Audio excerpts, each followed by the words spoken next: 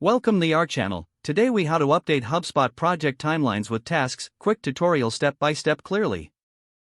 To begin, log into your HubSpot account. Navigate to the project's dashboard. Locate the specific project you want to update. Click on the project to open its details. Identify the current timeline displayed within the project. To add new tasks, scroll down to the Tasks section. Click on the plus Add Task button. Enter a clear title for your new task. Assign the task to a team member by selecting their name from the drop-down menu. Set a due date by clicking on the calendar icon and choosing a date. Add any additional details or notes in the description field.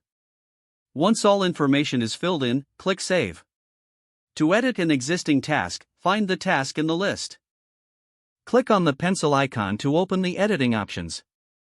Make any necessary changes to the title, assignee, or due date. After making your edits, click Save. If a task is no longer relevant, locate it in the list. Click on the trash can icon to delete the task. Confirm the deletion when prompted. To visualize updated timelines, return to the project overview. Review the timeline to ensure all tasks are accurately reflected. Finally, share the updated project with your team if needed. Your HubSpot project timelines are now successfully updated with tasks. If the page does not load, refresh the browser or try again in a private or incognito window. Make sure you are using the correct email address, then retype it carefully to avoid small typos. If your password is not accepted, use the reset option and create a new strong password you can remember. Check your spam folder for verification or security emails, then complete any requested confirmation steps.